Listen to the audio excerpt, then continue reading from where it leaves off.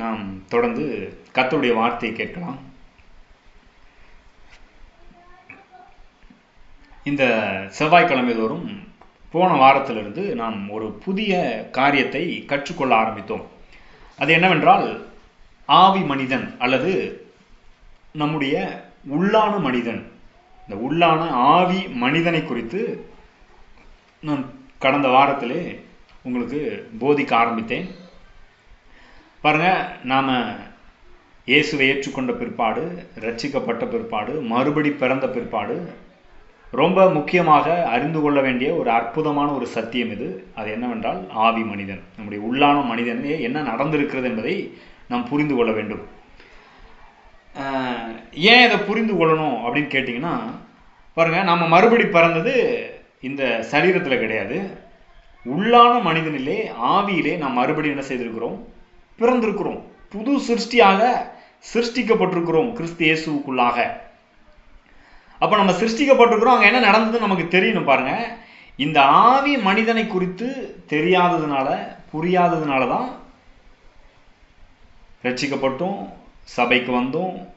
இன்னும் கேட்டால் அநேகர் அழைக்கப்பட்டு ஊழியர் செய்து ஊழியர்களாக இருக்கிறவர்களுக்கும் சரி, வாழ்க்கையில் பல்வேறு சிக்கல்கள், பிரச்சனைகள், அதை மேற்கொண்டு ஜெயித்து முன்னேற முடியாத ஒரு நிலை, வாழ்க்கையில், குடும்பத்தில், தொழிலில், பண விஷயத்தில், சரீரத்தில் ஏற்படுகிற பலவீனங்கள் எல்லாவற்றிலும் இன்னும் சிக்கல்லையே வாழ்ந்து கொண்டிருப்பதற்கான முக்கிய காரணம் என்னவென்றால், நான் சொல்லுவேன், ஆவி மனிதனை குறித்து புரிஞ்சிக்காதது தான் காரணம். என்ன நினச்சிடுறோம்? பொதுவாக இந்த வெளியில் இருக்கிற, இந்த பார்க்கிற இந்த சரீரம், இதைத்தான் நாம அப்படின்னு நம்ம நினச்சிக்கிறோம். அதனால் இதுக்கு ரொம்ப முக்கியத்துவம் கொடுக்குறோம், நிறைய முயற்சி எடுக்கிறோம், பல காரியங்களை இதற்காக செய்கிறோம். நான் கடந்த வாரம் அதை பற்றிலாம் சில காரியங்கள் உங்களுக்கு சொன்னேன். உள்ளான மனிதனை விட புறம்பான மனிதனுக்கு மக்கள் எவ்வளோ முக்கியத்துவத்தை கொடுக்குறார்கள் என்பதில் குறித்தெல்லாம் சொன்னேன். பாருங்கள், புறம்பான மனிதனை கவனிக்க வேணாம்னு சொல்லலை, நல்லா சாப்பிட வேணாம்னு சொல்லலை, தூங்க வேணாம்னு சொல்லலை. ஆனால் அது எல்லாவற்றுக்கும் மேலாக உள்ளான மனிதனை சற்று நாம் கவனிக்க வேண்டும். உள்ளான மனிதனை நாம் புரிந்து கொள்ள வேண்டும். ஏன்னா உண்மையான மனிதன் அந்த உள்ளான மனிதன் தான். ஆகவே அதை எந்த அளவுக்கு நீங்க புரிஞ்சுக்கிறீங்களோ அந்த அளவுக்கு கிறிஸ்தவ வாழ்க்கை வெற்றிகரமான வாழ்க்கையானதாக இருக்கும். இதை புரிஞ்சிக்காததுதான் வாழ்க்கையினுடைய பிரச்சனைக்கு காரணமா இருக்கிறது. ஆகவே இன்றைக்கு நாம தொடர்ந்து என்ன பார்க்க போகிறோம் என்றால், முதலாவது, இந்த உள்ளான மனிதன், ஆவி மனிதன் தேவனுடைய சாயலாக சிருஷ்டிக்கப்பட்டிருக்கிறான் என்பதை கவனிக்க போகிறோம்.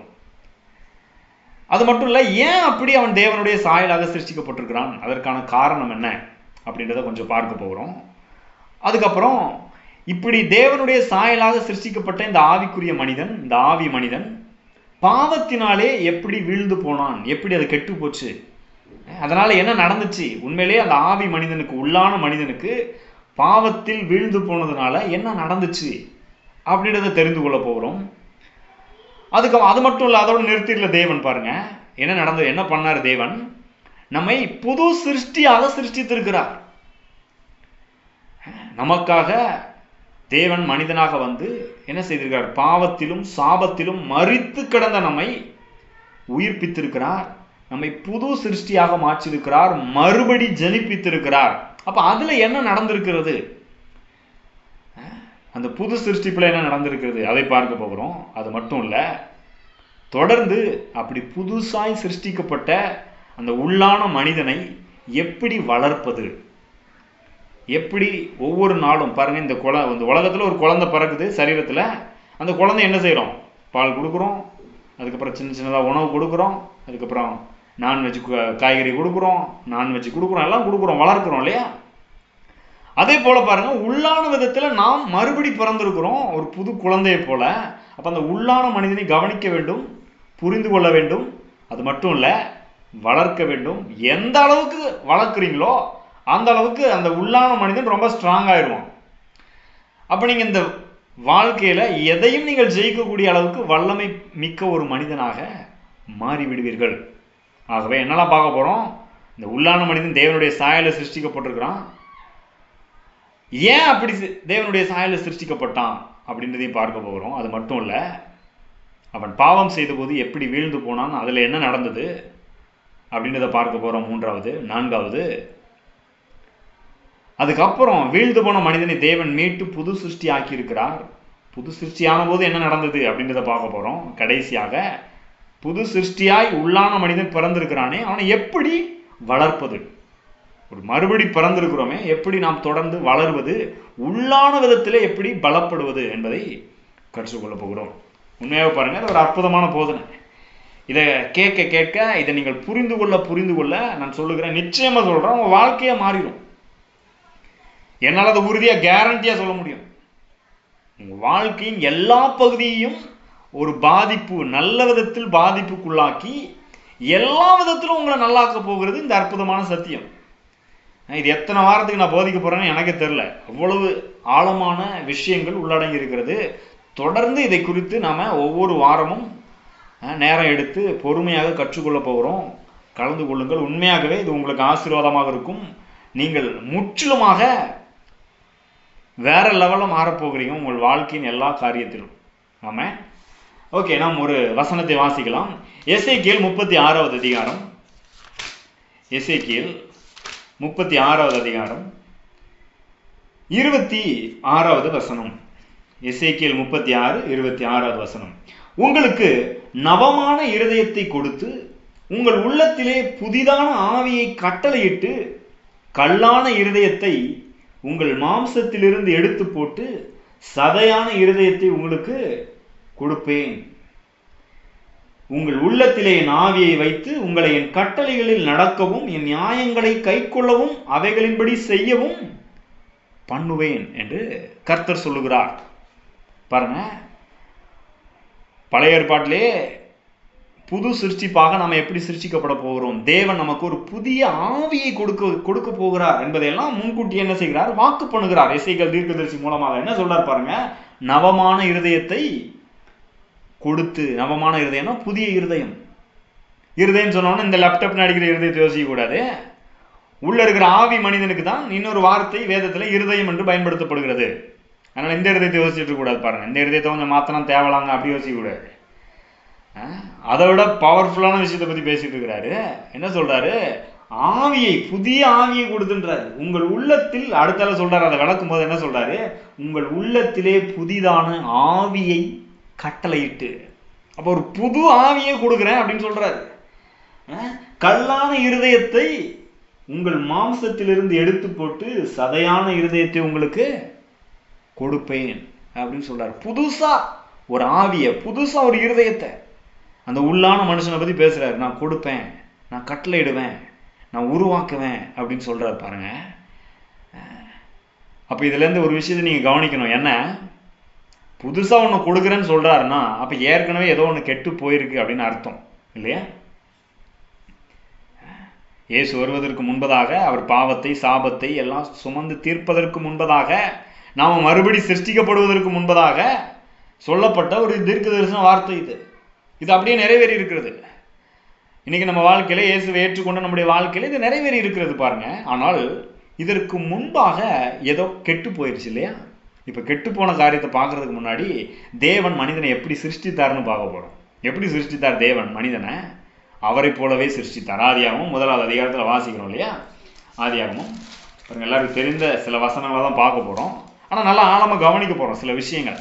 என்ன நடந்துச்சு, என்ன ஆச்சு, என்னென்னலாம் தேவன் என்னெல்லாம் பண்ணியிருக்கிறாரு, இப்ப தொடர்ந்து நம்ம என்னென்னலாம் பண்ணணும் அப்படின்றதெல்லாம் கவனிக்க போறோம். பாருங்க, ஆதியாகமம் 1வது அதிகாரம் 26வது வசனத்தை கவனிங்க. பின்பு தேவன் பாருங்க, எல்லாத்தையும் மனிதனுக்கு தேவையான எல்லாத்தையும் சிருஷ்டித்து இப்ப கடைசியில மனுஷனை சிருஷ்டிக்கிறார். என்ன சொல்றாரு பாருங்க, நமது சாயலாகவும் நமது ரூபத்தின்படியையும் மனுஷனை உண்டாக்குவோமாக அப்படின்னு சொல்றாரு பாருங்க. அப்ப மனுஷன் எப்படிப்பட்ட சாயல் இருக்கிறான்? தேவனுடைய அந்த திரித்துவ தேவனுடைய சாயலில் சிருஷ்டிக்கப்பட்டிருக்கிறான். 27வது வசனத்துல சொல்றாரு, தேவன் தம்முடைய சாயலாக மனுஷனை சிருஷ்டித்தார், அவனை தேவ சாயலாகவே சிருஷ்டித்தார். அப்ப தேவனுடைய சாயல் மனிதனுக்குள்ள இருக்குது பாருங்க. தேவ சாயல் சொல்லும்போது வெறும் சரீரத்தை மட்டும் யோசிக்க கூடாது. இந்த சரீரத்தை பார்த்துட்டு இதுதான் தேவ சாயல் நிறைய பேர் நினைச்சிட்டு இருக்கிறாங்க பாருங்க. அது இருக்குது, அதுல தேவ சாயல் இல்லைன்னு சொல்லல. ஆனால் அதை விட நீங்க முக்கியமா கவனிக்க வேண்டியது என்ன, யோவான் 4:24 வாசிக்கிறோம், தேவன் ஆவியா இருக்கிறார். பாருங்க, தேவன் மாம்சத்துல இல்லை. தேவன் எப்படி இருக்கிறார்? ஆவியா இருக்கிறார். அவரை தொழுது கொள்கிறவர்கள் ஆவியோடும் உண்மையோடும் அவரை தொழுது கொள்ள வேண்டும் அப்படின்னு யோவான் எழுதுறார். அப்ப தேவன் ஆவியா இருக்கிறார். அதே ஆவியின் சாயலில் மனிதனை சிருஷ்டிக்கிறார். அப்படி எதுக்குங்க சரீரம் அப்படின்னு யோசிச்சீங்கன்னா பாருங்க, அடுத்த சொல்றாரு, ஆணும் பெண்ணுமாக அவர்களை சிருஷ்டித்தார். பாருங்க, இந்த சரீரத்தை கொடுத்ததற்கு ஒரு நோக்கம் இருக்குது. ஆணாகவும் பெண்ணாகவும் 2 விதமான சரீரத்தை கொடுத்து இந்த பூமியில வைக்கிறார். பாருங்க, தேவன் பரலோகத்துல இருக்கிறாரு, ஆவிக்குரிய உலகத்துல இருக்கிறாரு. மனிதனை இந்த பூமியில இந்த பார்க்கிற உலகத்துல வச்சிருக்கிறாரு. அதுக்காக இந்த சரீரம் கொடுக்கப்பட்டிருக்குது.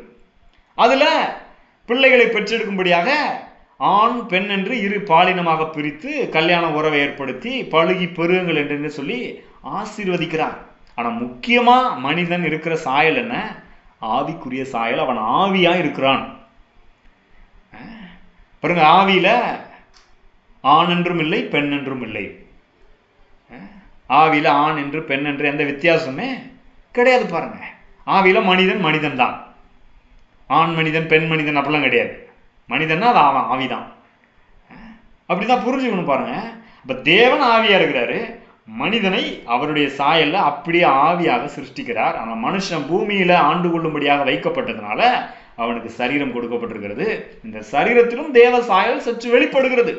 அது இல்லைன்னு சொல்ல முடியாது, மறுக்கல நான். ஆனால் முக்கியமாக கவனிக்க வேண்டியது என்ன? தேவன் ஆவியா இருக்கிறார், மனுஷனும் ஆவியா இருக்கிறான். அப்ப எப்படி தேவன் மனிதனை தேவன் எப்படி சிருஷ்டித்திருக்கிறாரு? அவருடைய சாயல்ல ஆவி மனிதனாக சிருஷ்டித்திருக்கிறார். சரி, இப்ப 2வது வருவோம். ஏன் இப்படி சிருஷ்டித்தார்? ஏன் இப்படி ஆவி மனிதனாக அவனை ஏன் சிருஷ்டிக்கணும்? வேற மாதிரி சிருஷ்டித்திருக்கலாம் இல்லையா? தேவதூதர்கள்லாம் தேவனை போல சிருஷ்டிக்கல. இந்த தேவ சாயல்ல பாருங்க, இன்னொரு அற்புதமான விஷயம் இருக்குது. போன வாரம் நான் சொன்னேன், இந்த உள்ளான மனிதனை பத்தி பேச ஆரம்பிக்கும் போது சில விஷயம் சொன்னேன். இந்த உள்ளான மனிதன்ல அன்பு இருக்குது. தேவனுடைய அன்பு உள்ளான மனிதன்ல இருக்கிறது. ஏன்னா வேதம் சொல்லுகிறது, தேவன் ஆவியா இருக்கிறார் மட்டும் இல்ல, தேவன் அன்பாகவே இருக்கிறார். அவருடைய சாயல், அவருடைய குணம் அன்பு. பாருங்க, அது அன்பின் சாயல், அன்பால் நிறைந்த சாயல். அதுல சுயநலமே கிடையாது. அற்புத விதமாக மனிதனை தேவன் அவருடைய சாயலிலே சிருஷ்டித்து வைத்து இந்த பூமியை ஆண்டு கொள்ளும்படியாக வைத்தார். பாருங்க, இந்த ஆவிக்குரிய உலகம், இந்த பூமி, இந்த பார்க்கிற விசிபிள், பார்க்கக்கூடிய காணக்கூடிய உலகம் என்று இருக்குது. பாருங்க, ஆவிக்குரிய உலகத்தை நம்ம பார்க்க முடியல இல்லையா? ஆனா இந்த சரீரத்தை பார்க்குறோம், இந்த பூமியில இருக்கிற மற்ற விஷயத்தை பார்க்குறோம். ஆனா 2 உலகம் இருக்குன்றதை புரிஞ்சுக்கணும். இதுல முக்கியமானது என்ன? ஆவிக்குரிய உலகம் தான் இந்த பார்க்கிற காண்கிற பூமிக்குரிய பார்க்கக்கூடிய உலகத்தை என்ன செய்கிறது? இயக்கி கொண்டிருக்கிறது. அதே போலதான் மனிதன் ஆவியா இருக்கிறான். அந்த ஆவி மனிதன் தான் இந்த சரீரத்தை, இந்த காணக்கூடிய உலகத்தை இயக்கக்கூடிய வல்லமை மிக்கவனா இருக்கிறான். அதனாலதான் ஆவி மனிதனை கவனிக்கிறோம். வல்லமை, பவர், சக்தி எல்லாம் எங்க இருக்குது? ஆவியில. ஆவி மனிதனுக்குள்ள இருக்குது. அதை ரொம்ப எளிமையாக உங்களுக்கு சொல்லணும் அப்படின்னா பாருங்க, நீங்கள் ஒரு வேளை பெரிய பாடி பில்டராக கூட இருக்கலாம். இந்த ஆணழகன் போட்டியிலலாம் கலந்துப்பாங்க இல்லையா? அந்த மாதிரி ஆட்கள்லாம் பார்த்துருக்கீங்களா? நான் பார்த்துருக்கேன், நேரில் கூட பார்த்துருக்கேன். பாருங்க, ரொம்ப பயங்கரமாக திடகாத்திரமாக இருப்பாங்க, பார்த்தாலே பயங்கரமாக இருக்கும் பாருங்க. அந்த மாதிரி ஆட்கள் பாருங்க. ஆனால் அவங்க அந்த மாதிரி ஆட்கள்கிட்ட சிலர் நான் பேசியிருக்கிறேன் பாருங்க, குடும்பத்தில் சில பிரச்சனைன்னு சொல்லிட்டு அழுவாங்க. பிரச்சனையை ஹேண்டில் பண்ண முடியாது பாருங்க அவங்களால. ஒரு சின்ன விஷயங்களை அவங்களால ஹேண்டில் பண்ண முடியாது. ஏன்னா வெளியில திடகாத்திரமா இருக்கிறாங்க, ரொம்ப பவர்ஃபுல்லா இருக்கிற மாதிரி இருக்குது, எல்லாரும் பார்த்து பயப்படுற அளவு இருக்கிறாங்க. ஆனால் உள்ள ஆவி மனிதன்ல ரொம்ப வீக்கா இருக்கிறாங்க. அந்த மனிதன் ரொம்ப வீக்கா பலவீனமா இருக்கிறான். அதனாலதான் அவங்களால என்ன செய்ய முடியல? பிரச்சனையை ஹேண்டில் பண்ண முடியல. ஆனா ஆணழகன் போட்டியிலே பார்த்தீங்கன்னா அப்படியே பயங்கரமா காட்டுறாங்க. ஆனா சின்ன சின்ன காரியத்தை கூட என்ன செய்ய முடியல? மேற்கொள்ள முடியல, ஜெயிக்க முடியல, தோற்று போயிடுறாங்க, வீழ்ந்து போயிடுறாங்க. இதுல இருந்து என்ன புரிஞ்சுக்கணும்? இந்த சரீரம் எப்படி இருக்குன்றது இல்ல. சரீரத்தை நல்லா வச்சுக்கணும், நல்லா ஆரோக்கியமா வச்சுக்கோங்க, எக்ஸசைஸ் பண்ணுங்க, எல்லாம் ரொம்ப நல்லது பாருங்க, வேணாம்னு சொல்லல. ஆனால் அதற்கு மேலாக உள்ளான அந்த ஆவி மனிதனை பலப்படுத்த வேண்டும். அந்த ஆவி மனிதன் தான் பவர்ஃபுல்லா இருக்கிறான். தொடர்ந்து சில காரியங்களை கவனிக்க போறோம் பாருங்க, அப்ப இன்னும் உங்களுக்கு நல்லா தெளிவா புரிய ஆரம்பிக்கும். அப்ப ஆவிக்குரிய சாயலிலே தேவன் அவரை போல ஆவி மனிதனாக மனிதனை சிருஷ்டித்து வைத்தார். அந்த ஆவியிலே தேவனுடைய அன்பு இருக்கிறது, விசுவாசத்திலே செயல்படக்கூடிய ஆற்றல் இருக்கிறது. அவன் சொன்னதெல்லாம் வாய்க்கக்கூடிய நிலையிலே காரியங்களை எல்லாவற்றையும் கீழ்ப்படுத்தி ஆண்டு கொள்ளக்கூடிய நிலையிலே அவனை வைத்தார். ஆனா பாருங்க, அப்படிப்பட்ட பவர்ஃபுல்லான நிலையில மனுஷன் இருந்தான் பாருங்க. பாருங்க, தேவன் ஆவிக்குரிய ஆவியா இருக்கிறார். அவர் இந்த முழு அண்ட சராசரத்தை நாம் இன்னைக்கு பார்க்கிற சூரியன், சந்திரன், நட்சத்திரங்கள், பூமி, கோள்கள் எல்லாத்தையும் யார் உண்டாக்குனா? அந்த ஆவி தேவன் தான் உண்டாக்குறார். ஆவிக்குரிய உலகம் பார்க்கிற உலகத்தை என்ன செய்கிறது? உண்டாக்குனதோடு விடல, தொடர்ந்து ஆளுகிறது. ஆனா தேவன் என்ன பண்ணிட்டார்? நம்ம மேல வச்ச அன்புனால இந்த காணக்கூடிய உலகத்தை நீ ராஜாவா இருந்து ஆண்டுகொள் என்று நம்மை ராஜாவா வச்சிருக்கிறார். அப்ப அவரை போல நாம் இருக்கிறோம், ஆவியா இருக்கிறோம், அவரை போல ஆளுகிறவர்களா இருக்கிறோம், அவரை போல அன்புள்ளவர்களா இருக்கிறோம். இஷ்டத்துக்கு ஆளுறது இல்ல, அன்போடு ஆளுகிறோம். அப்படிப்பட்ட ஒரு சாயல் நமக்கு இருக்கிறது. சரியா? இந்த அன்புல சுயநலம் இல்லை, எனக்கு தான் எல்லாம் அப்படின்ற எண்ணம் இல்லை. எல்லாத்தையும் கொடுக்கும். அன்பு பாருங்க, எல்லாத்தையும் கொடுக்கும். அன்பு என்றாலே கொடுக்கக்கூடியது பாருங்க. அது ஒரு ஆக்ஷன் வேர்டு, அது ஒரு வேர்பு. கொடுத்து கொண்டே இருக்கும், தனக்கென்று எதையும் வைக்காது. அப்படிப்பட்ட சாயல்ல மனுஷன் சிருஷ்டிக்கப்பட்டிருக்கிறான். ஆனா இன்னைக்கு அப்படியா இருக்குது? இன்னைக்கு அப்படி இல்லை பாருங்க. வார்த்தையினாலே அற்புத விதமாய் சிருஷ்டிக்கப்பட்ட ஆவி மனிதன் பாருங்க, நம்ம ஆதியாகமம் 3வது அதிகாரத்தில் வாசிக்கிறோம். தேவனுடைய வார்த்தையை மீறி, தேவனுக்கு கீழ்ப்படியாமல் தன்னுடைய ஆசை இச்சையை நிறைவேற்றிக் கொள்ளும்படியாக பிசாசினுடைய தந்திரத்தினாலே ஏமாந்து போய் வீழ்ந்து போகிறான். தேவ சாயல சிருஷ்டிக்கப்பட்டு தேவனோடு ஐக்கியம் கொள்றதுக்காகவே அப்படி சிருஷ்டிக்கப்பட்டு வைக்கப்பட்டிருந்தான் பாருங்க. ஏன் தேவ சாயல சிருஷ்டிக்கப்பட்டான்? தேவனை போல இருக்கிறான். அவர் ஆவியா இருக்கிறாரு, இவனும் ஆவியா இருந்தாலும் அவரோட ஐக்கியம் கொள்ள முடியும் இல்லையா? இல்லைன்னா ஐக்கியம் கொள்ள முடியாது. ஏன் அவர் சாயல சிருஷ்டிக்கப்படணும்? காரணம் என்ன? அதான் 2வது காரியம் பாருங்க. என்ன காரணம்? அவரோட ஐக்கியம் கொள்ள வேண்டும், அவரோடு உறவாட வேண்டும், அவரோடு பேச வேண்டும், அவரோடு பழக வேண்டும். அவர் இந்த ஆவி மனிதனை, நம்மை அவர் ஆள வேண்டும். அவருடைய ஆளுகை, அவருடைய ஞானம், அவருடைய ஒத்தாசையோடு நாம் இந்த பூமியை ஆள வேண்டும். எவ்வளவு அற்புதமான பிளான் பாருங்க. ஆனா அப்படி வச்சிருந்த போது என்னாச்சு? பிசாசின் தந்திரத்துல மனிதன் ஏமாந்து வீழ்ந்து போகிறான். என்ன சொல்றான்? உங்க ஆளுகை ஒண்ணு எனக்கு வேணாம், என் வாழ்க்கை என் இஷ்டம், நான் எப்படி வேணா வாழ்ந்துக்கிறேன் அப்படின்னு சொல்லிட்டு என்ன செய்யறான்? தேவனுடைய வார்த்தையை மீறுகிறான், பாவம் செய்கிறான், கீழ்ப்படியாமல் போகிறான். அதைத்தான் வேதம் துரோகம், ராஜ துரோகம் செய்து விட்டான் அல்லது பாவம் செய்து விட்டான் என்று வேதம் சொல்லுகிறது. அப்ப ஆவியா இருந்த இந்த மனிதன் இப்ப எப்படி ஆயிட்டான்? பாவியா ஆயிட்டான். ஆவியா இருந்து ராஜா மாதிரி ஆண்டு கொண்டிருந்தவன் இப்ப பாருங்க, ஏமாந்து போய் பாவம் செய்து பாவியாகி அடிமைத்தனத்துக்குள்ளேயே போயிட்டான். அவன் ஆவியா இருந்தபோது எப்படி ஆண்டுட்டு இருந்தான்? அந்த ஆவி சொல்றத இந்த சரீரம் செயல்படுத்தும். அவன் உள்ள இருந்து ராஜா மாதிரி ரொம்ப தைரியமா பலவானா இருந்து ஆண்டு கொண்டிருந்தான் பாருங்க. அவனால எல்லாத்தையும் செய்ய முடியும், அவன் சொன்ன காரியங்கள் நடக்கும். மிருக ஜீவன்களுக்கெல்லாம் 2வது அதிகாரத்தில் அவன் தான் பேர் வைக்கிறான் பாருங்க. அந்த அளவுக்கு பவர்ஃபுல்லான ஒரு மனிதனாக இருந்தான், ஞானம் உள்ளவனாக இருந்தான். ஆனால் பாவம் வந்து இவனை என்ன செய்தது? கெடுத்து போட்டது. நான் சொன்னேன் இல்லையா, ஏன் தேவ சாயல ஆவியாக தேவன் இவனை ஆவி மனிதனாக சிருஷ்டித்தார்? ஆவியா இருக்கிற தேவனோட ஐக்கியம் கொள்வதற்காக. ஆனா இப்ப பாவம் வந்து என்ன பண்ணிருச்சு தெரியுமா? பிசாசு இவனை பாவம் பண்ண வச்ச போது என்ன நடந்துச்சு தெரியுமா? ஏதேன் தோட்டத்துல அங்க ஆதாம் முதல் மனிதன் ஒரு விதத்துல மறுபடி பிறந்து விட்டான். மறுபடி பிறந்துட்டானா பாசிட்டிவா இல்லை பாருங்க, நெகட்டிவா, தவறான விதத்துல, பிற்போக்கான விதத்துல மறுபடி பிறந்துட்டான். எப்படி? பாவத்துக்குள்ள விழுந்து போயிட்டான், பாவத்தினால் மறுபடி பிறந்துட்டான். தேவ சுபாவம், தேவனுடைய அன்பு, தேவனுடைய சாயலால் நிரம்பி இருந்த ஆவி மனிதன் இப்போ பிசாசினுடைய அந்த சுயநலம் பிடித்த அந்த கொலைபாதகனுடைய அந்த சாயல் இவனுக்குள்ள வந்து இவனுடைய ஆவியை கெடுத்து போட்டது. இதுதான் மனிதன் பாவம் செய்த போது நடந்தது பாருங்க. அதனாலதான் இன்னைக்கு நீங்க மனிதங்களை பார்க்கலாம், எங்க பார்த்தாலும் சுயநலம் பிடித்தவர்களா இருக்கிறார்கள். ஏன்னா எங்க கெட்டு போயிடுச்சு? உள்ள ஆவியில கெட்டு போயிடுச்சு. நீங்க வெளியில என்னத்தை தான் மாத்தினாலும் ஒண்ணும் மாறிடாது. நீங்க வெளியில வெள்ளை ட்ரெஸ் போடுறதுனால உள்ள இருக்கிற ஆவியில கெட்டு போன மனிதன் சுயநலம் இல்லாதவனா அன்புள்ளவனா மாறிட முடியாது பாருங்க. எப்பேற்பட்ட மனிதனா இருந்தாலும், பெரிய தலைவர்களா இருந்தாலும், அந்த பாவம் அவர்களை கெடுத்து போட்டிருக்கிறது. உள்ளத்துல ஒரு பெரிய பிரச்சனை உண்டாயிருச்சு. பாவத்தினாலே வீழ்ந்து போய்விட்டான். பிசாசினுடைய தேவ சுபாவத்துல, தேவ சாயல்ல, தேவனுடைய அன்பினால் நிறைந்திருந்த மனிதன் இப்போ பிசாசினுடைய பொல்லாத குணத்தினால் சுயநலமிக்கவனாய் கெட்டு போனான். எல்லாம் கெட்டு போய்விட்டது பாருங்க. அதனுடைய விளைவை தான் இன்னைக்கு நம்ம பார்க்குறோம். உலகம் எங்கும் பல விதங்கள்ல பார்க்குறோம். எல்லா விதத்திலையும் கெட்டு போய் கிடக்குது பாருங்க. ஆனா இந்த கெட்டுப்போன நிலையிலையும் உலகத்திலையும் பாருங்க, எல்லாருக்கும் நிறைய பேர் மனிதன் ஆவியா இருக்கிறான்றதை புரிஞ்சுக்கிறதே இல்லை. நல்லா கவனிச்சிங்கன்னா நிறைய பேர் மனிதன் ஆவியா இருக்கிறான்றதை புரிஞ்சிக்காத நிலையில தான் கிடக்குறாங்க. அவங்களுக்கு அதை புரிஞ்சிக்கவே முடியல. எல்லாம் என்ன நினைச்சிட்டு இருக்காங்க, இந்த சரீரம் தான் மனுஷன், அதனால சரீரத்தில் இருக்கிற வரைக்கும் நல்லா என்ஜாய் பண்ணணும், எப்படி வேணா வாழணும், இஷ்டத்துக்கு வாழணும், செத்ததுக்கு அப்புறம் என்ன ஆக போகுது யாருக்கு தெரியும் அப்படின்னு நினைச்சிட்டு இருக்கிறாங்க பாருங்க. ஆனா செத்ததுக்கு அப்புறம் தான் வாழ்க்கை இன்னும் பெஸ்டா இருக்க போகுது. நிறைய விஷயங்கள் இருக்குது வாழ்க்கையில. ஏன்னா ஆவிக்கு அழிவே கிடையாது. இந்த சரீரம் அழிந்து போனாலும், போன வாரம் தான் பார்த்தோம், இந்த புறம்பான மனுஷன் நாளுக்கு நாள் அழிந்து போனாலும் உள்ளான மனுஷன் நாளுக்கு நாள் வல்லமையாய் பலப்படுகிறானா. இந்த உள்ளான மனுஷன் சோர்ந்தே போகிறது இல்லையா. பவுல் சொல்றாரு, நாங்கள் ஆகையால் நாங்கள் சோர்ந்து போகிறதில்லை. நம்ம நிறைய நேரத்தில் டயர்ட் ஆயிடுறோம் இல்லையா. ஆனால் நான் சொல்றேன், ஆவி மனிதனை புரிந்து கொள்வீர்களானால் நீங்க டயர்ட் ஆகுறது இல்லை.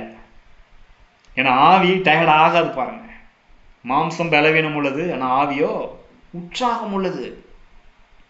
அப்ப இந்த பாவத்தினால இந்த ஆவி மனிதன் கெட்டு போயிடுச்சான். இப்ப என்ன தெரியுமா நடந்துருச்சு, என்ன தெரியுமா ஆயிடுச்சு, நல்லா தேவனுடைய வழிநடத்துதலோடு தேவனுடைய ஞானத்தோடு ஆவியிலிருந்து ஆளுகை செய்து கொண்டிருந்த மனுஷன் இப்போ ஐம்புலன்களால் ஆளுகை செய்ய ஆரம்பிச்சிட்டான். ஐம்புலன்கள் என்ன, கண்ணால பார்க்கறதுனால, காதால கேட்கறதுனால, ஸ்மெல் பண்றதுனால, வாயினால டேஸ்ட் பண்றோம் இல்லையா, அப்புறம் தொடு உணர்தல்னால, இப்படி இந்த ஐம்புலன்களால் மனிதன் ஆளக்கூடியவனாக, இந்த ஐம்புலன்களால் நடத்தப்படுகிற ஒரு கீழான நிலைக்கு வந்துட்டான். ஆனா நம்ம அப்படி நடத்தப்படும்படி உண்டாக்கப்படலை பாருங்க. ஆவியினால் நடத்தப்படும்படி, ஆவியினால் ஆளப்படும்படி வைக்கப்பட்டோம். ஆனா பாவம் கெடுத்து போட்டு விட்டது, சுயநலம் உள்ள வந்துருச்சு, பிசாசினுடைய பாவம் வந்து விட்டது. இப்ப இந்த ஐம்புலன்களினால் மனிதன் ஆட்டுவிக்கப்படுகிறான் பாருங்க. எல்லாத்துலயும் ஐம்புலன் அடிப்படையில் அன்பு எடுத்துக்கிட்டீங்கன்னா, அன்பு ஆவியில இருக்கிறது. போன வாரம் அதை குறித்து பார்த்தோம். ஆனா இன்னைக்கு அன்புனா என்ன நினைக்கிறாங்க நிறைய பேர், ஒரு ஃபீலிங்கு, ஒரு விதமான ஒரு உணர்வு, ஒரு உணர்ச்சி அப்படின்ற மாதிரி நம்புறாங்க. பார்க்கறபடி தான் செயல்படுறாங்க, கேட்கறபடி தான் செயல்படுறாங்க. நான் தொட்டாதான் நம்புவேன். இந்த ஐம்புலன்களின் அடிப்படையில் ஏதாவது ஒன்று இருந்தாதான் நான் நம்புவேன் அப்படின்ற அடிப்படையில் இருக்கிறாங்க. கடவுளையும் அப்படித்தான் அணுக வேண்டும், கடவுளோடு இணைய வேண்டும் என்று மக்கள் விரும்பிட்டு இருக்கிறாங்க. இன்னும் கேட்டா சபையிலும் அப்படித்தான் இருக்கிறார்கள். இந்த ஆவி மனிதனை குறித்த சத்தியத்தை புரிந்து கொள்ளாததுனால சபையில நல்லா உணர்வு பூர்வமான காரியம் ஏதாவது நடந்ததுன்னா, நல்லா மியூசிக் இருந்து உணர்ச்சி பூர்வமா புல்லரிக்கிற மாதிரி ஏதாவது நடந்தாதான் ஓ கடவுள் இங்க இருக்கிறாரு அப்படின்னு நம்புறாங்க நிறைய பேர். இல்லைன்னா கடவுள் அங்க இருக்கிறாருன்னு நம்புறதுல பாருங்க. நான்லாம் ரசிக்கப்பட்ட புதுசுல நிறைய சபைகளுக்கு பல இடங்களுக்கு ஆண்டவரை பத்தி அறிஞ்சுக்கணும்னு போயிருக்கிறேன் பாருங்க. அப்ப சில இடங்களுக்குலாம் நான் போகும்போது பாருங்க, எல்லாரும் அப்படியே உணர்ச்சி வசத்துல பொங்குறது, கீழே விழுறது, உருள்றது, இப்படிலாம் நடக்கும் பாருங்க. பாருங்க அந்த மாதிரி தேவனுடைய வல்லமை அதிகமாய் நம்ம மேல வரும்போது நாம விழலாம், உணர்ச்சி வசப்படலாம், பொங்கலாம், புல்லரிக்கிற மாதிரியான அனுபவங்கள் நடைபெறலாம். அதெல்லாம் நானும் அனுபவிச்சிருக்கிறேன், அதெல்லாம் உண்மைதான், இல்லைன்னு சொல்லலை. ஆனால் நம்ம இந்த ஐம்புலன்களின் அடிப்படையிலேயே தேவனை எதிர்பார்த்துட்டு இருப்போமானால், தேவனோட ஐக்கியம் கொள்ளணும்னு விரும்புவோமானால், அந்த ஐம்புலனுடைய இந்த சென்ஸ் அடிப்படையிலே, இந்த தொடு உணர்வு, பார்க்கிறது, கேட்கறது, இதன் அடிப்படையில ஸ்மெல் பண்றது, இதன் அடிப்படையிலேயே தேவன் இருக்கிறாருன்னு நினைச்சோமானால் நாம் ஏமாந்தவர்கள், ஏமாந்து போயிடுவோம் பாருங்க. தேவனே அப்புறம் இல்லைன்னு நினைச்சிருவோம். நிறைய பேர் அதனாலதான் கடவுள் யார் இருக்கான்னு யாரு கண்டா அப்படின்றாங்க, கடவுளே இல்லைன்றாங்க. இதே மாதிரிதான் சபையிலையும் பாருங்க, அந்த உணர்ச்சி பூர்வமான அனுபவம் ஏதாவது கிடைக்கலன்னா சபையில கடவுளே இல்லைன்னு நினைக்கிறாங்க. ஈவன் சிலருக்குலாம் மியூசிக் இல்லைன்னா கூட கடவுள் இல்லைன்னு நினைக்கிறாங்க பாருங்க. மியூசிக் ரொம்ப நல்லது, எல்லா மியூசிக்கும் வைத்து தேவனை ஆராதிப்பது ரொம்ப நல்லது, வேதம் அதை சொல்லுது, ரொம்ப நல்லது பாருங்க. ஆனா மியூசிக் இல்லைன்னா, உணர்ச்சி பூர்வமான விதத்துல மியூசிக் போட்டு கிளப்பி விடலைன்னா ஆண்டவரே அங்க இல்லை அப்படின்னு நீங்க நினைச்சீங்கன்னா தப்பு. அதுதான் ஐம்புலன்களினால் ஆளப்படுவது. ஏன்னா தேவனோடு உள்ள ஐக்கியம் பாருங்க ஐம்புலன்களினால் கிடையாது. கர்த்தரோடு இசைந்திருக்கிறவன் அவரோடு ஒரே ஆவியா இருக்கிறான் என்று வேதம் சொல்லுகிறது இல்லையா? கர்த்தரோடு இசைந்திருக்கிறவன் அவரோடு ஒரே மாம்சமா இருக்கிறான்னு சொல்லல, அவரோடு ஒரே ஆவியாய் இருக்கிறான். அப்ப அந்த ஆவியில தான் தேவனோடு உள்ள ஐக்கியம் இருக்கிறது. அதனாலதான் நாம் தேவனுடைய வார்த்தைக்கு வருகிறோம், இந்த வார்த்தையை கேட்கிறோம். தேவன் இங்க இருக்கிறார். வேதம் சொல்லுது, இன்னும் கேட்டா இப்ப நான் இங்க இருந்து பிரசங்கிச்சிருக்கேன், நீங்க எங்கேயோ இருந்து என் கூட கனெக்ட் ஆகி இதை கேட்டுட்டு இருக்கிறீங்க. ஆனா வேதம் சொல்லுறது பாருங்க, அவர் சமீபத்திற்கு மாத்திரமல்ல தூரத்திற்கும் தேவனா இருக்கிறார். அப்ப எல்லா இடங்களில் இருந்து என்ன செய்கிறார்? ஒரே ஆவிக்குள்ளாக நம்ம இணைக்கிறார். அப்ப ஆவியில் தான் ஐக்கியம் இருக்கிறது, ஆவியில் தான் தேவனோடு உறவாடுகிறோம். ஆனால் பாவத்தில் வீழ்ந்து போன போது என்ன ஆயிடுச்சு? இந்த ஐம்புலன்களின் அடிப்படையிலேயே மனிதன் செயல்பட ஆரம்பிக்கிறான். உணர்ச்சி வசப்படுற காரியம் இருந்தாதான் கடவுள் இருக்கிறார் நம்புறான். மற்ற மதங்களில் நிறைய பேர் அப்படிதான் நம்பிட்டு இருக்கிறாங்க பாருங்க. அப்படியே தவம் இருந்து ஏதாவது சத்தம் கேட்கணும்னு நினைச்சு எதிர்பார்த்துட்டு இருக்கிறாங்க பாருங்க. சத்தம் கேட்டா நல்லது, கடவுள் உங்கள்கிட்ட அப்படி பேசியிருப்பாருன்னா ரொம்ப சந்தோஷம். தரிசனமா இயேசுவே நேரில் சிலுவையில் தொங்குற மாதிரி பார்த்துருந்தா கூட ஓகே பாருங்க. இல்லை இப்போ சிங்காசனத்தில் உட்கார்ந்துருக்கிற மாதிரி பார்க்குறீங்களா? வேதத்தில் ஸ்தேவான் பார்த்துருக்கிறாரு. சத்தத்தை புதிய ஏற்பாட்டில் கூட பவுல் கேட்டிருக்கிறாரு. ரொம்ப நல்லது, கேட்டிங்கன்னா ரொம்ப சந்தோஷம். நான் கேட்கல, ஆனால் கேட்டாதான் கடவுள் இருக்கிறாருன்னு சொன்னீங்கன்னா தப்பு பாருங்க. அதுதான் இந்த ஐம்புலன்களால் நடத்தப்படுவது. ஏன்னா எல்லா நேரத்துலையும் அப்படி இந்த ஐம்புலன்களால் அவர் நம்ம என்ன செய்யறதில்ல, பார்க்கறது இல்லை, கேட்கறது இல்லை. அவர் ஆவியிலே நம்மோடு இடைபடுகிறார். அதற்குத்தான் வார்த்தையை கொடுத்திருக்கிறார். இந்த வார்த்தை நமக்குள்ளாக செல்லுகிறது, ஆவிக்குள்ளாக செல்லுகிறது. அதெல்லாம் குறித்து தொடர்ந்து பார்க்க போறோம். அப்ப என்ன புரிஞ்சுக்கணும்? தேவ சாயல்ல மனுஷன் சிருஷ்டிக்கப்பட்டான். ஆவியா இருக்கிற தேவன் ஆவியின் சாயலில் ஆவியாக மனிதனை சிருஷ்டித்தார். அந்த ஆவியா ஏன் சிருஷ்டித்தார்? தேவனோட ஐக்கியம் கொள்ளும்படியாக சிருஷ்டித்தார். என்றால் ஆவியான தேவனோடு ஆவி மனிதன் தான் ஐக்கியம் கொள்ள முடியும். அவரை போல அவரை மாதிரி இருக்கிறவங்க தான் அவர் கூட ஐக்கியம் கொள்ள முடியும் இல்லையா? அவரை மாதிரி இல்லைன்னா அவர் கூட எப்படி ஐக்கியம் கொள்ள முடியும்? அவர் கூட எப்படி பேச முடியும்? அவரை எப்படி புரிஞ்சிக்க முடியும்? அதனாலதான் அவரை போல நம்மை சிருஷ்டித்தார். ஆவியின் சாயல், அன்பின் அவருடைய அந்த சுபாவம், அன்பு, இந்த விசுவாசம் எல்லாம் கொடுக்கப்பட்டிருக்குது பாருங்க நமக்கு. ஆனால் பாவத்தினால், மூணாவது என்ன பார்த்தோம்? பாவத்தினால் கெட்டு போயிருச்சு.